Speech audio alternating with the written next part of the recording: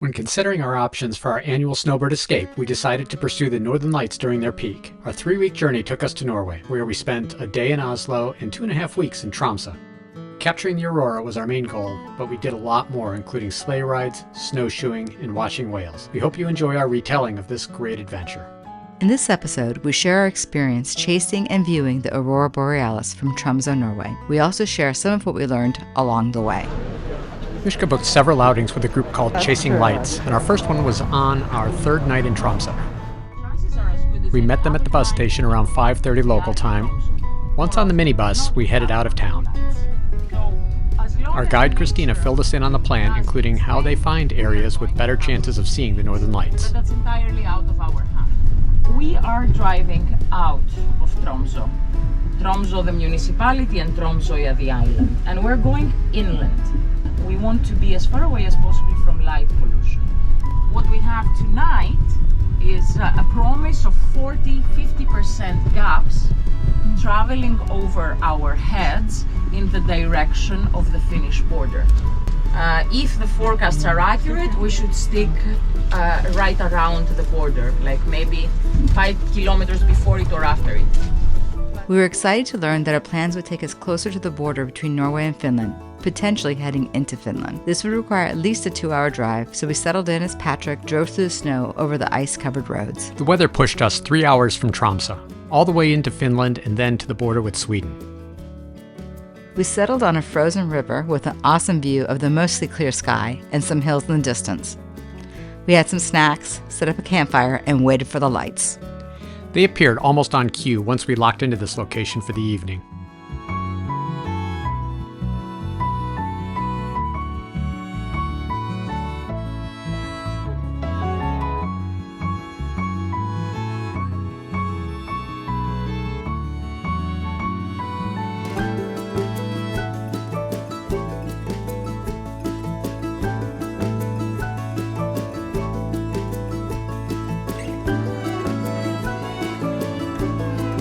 The lights faded after about 30 minutes. We gathered around the fire for dinner, more hot drinks, and fun conversation. Before heading back, we walked across a footbridge that allowed us to step foot in Sweden. So in this single trip, we had visited Norway, Finland, and Sweden, all without showing any ID.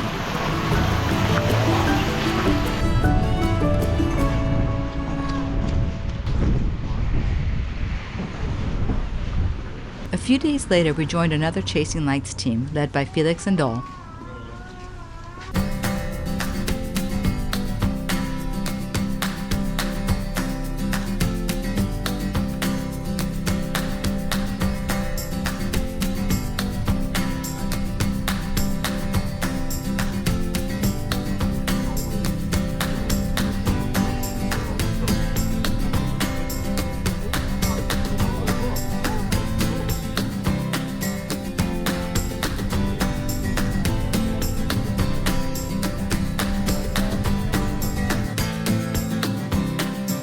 This trip took us only 2 hours outside of Tromsø, and still within the borders of Norway.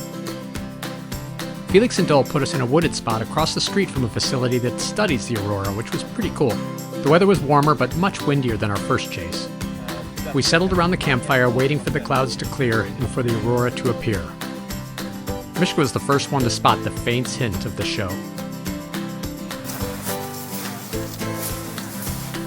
These pillars are being It's a bit slower again. Right now, it's so nice. I'm just taking the landscape.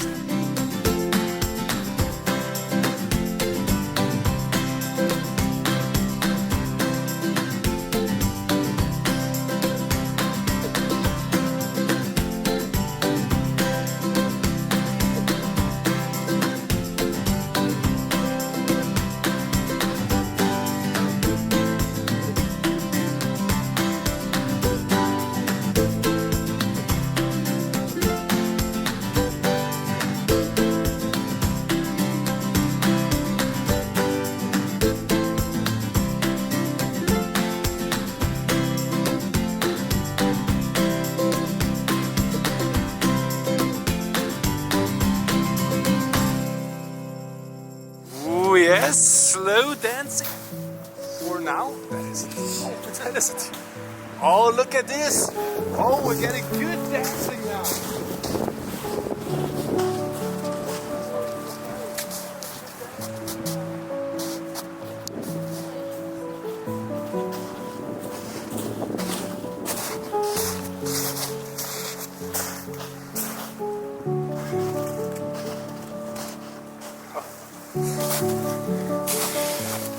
Oh, look at this above, it's so strong. Oh my God, that is so good. Oof. Oh, that is strong dancing.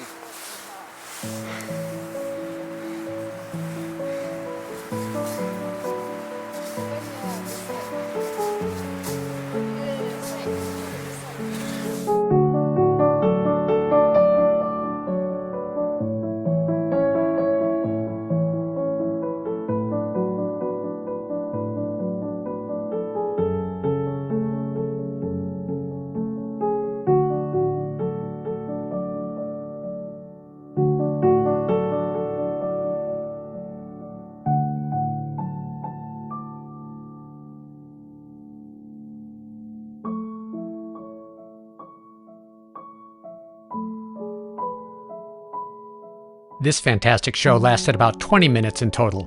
We appreciated our guide's enthusiasm and his videos and photos to complement our own.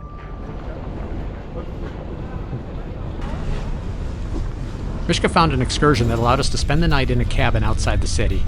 They offered activities over the 2-day stay, like reindeer sleigh rides, dog sledding, snowshoeing, snowmobiling, and survival training.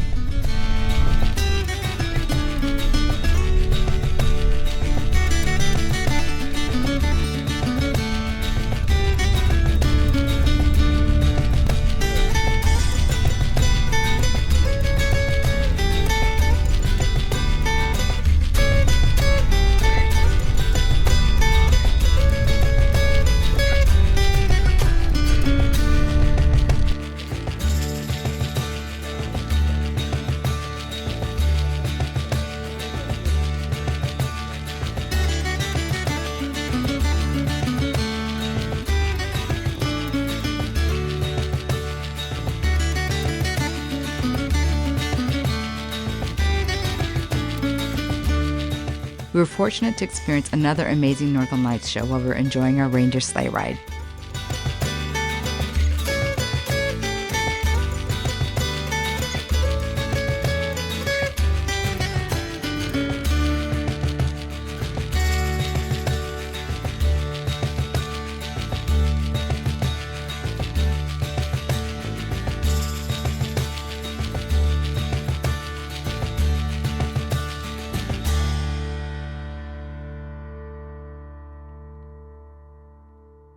We learned a lot about the aurora on these chases, the backstory of the naming of the phenomena, the cultural significance of the lights across the territory, and some of the science behind the effect.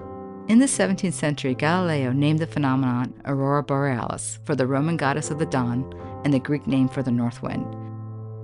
Norse mythology offers that the goddess Freya created the aurora, or that it is the Bifrost Bridge, or that it is the reflection of light off the Valkyrie's armor.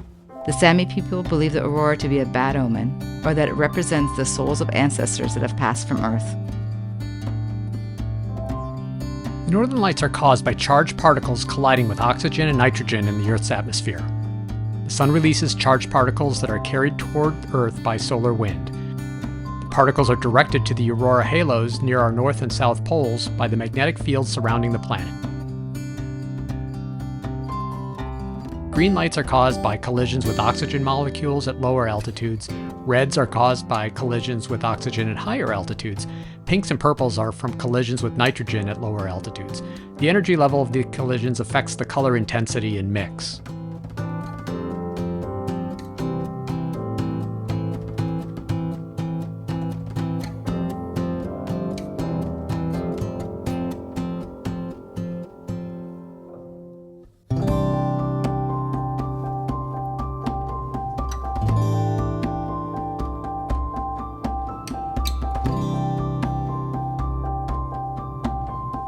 Our goal was to see the Northern Lights.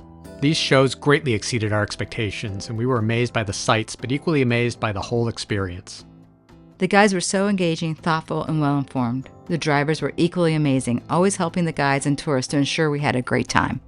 This was a very special adventure for us, and we hope you catch a sense of this from our retelling. Join us next time as we share some of the other amazing things we did on this trip.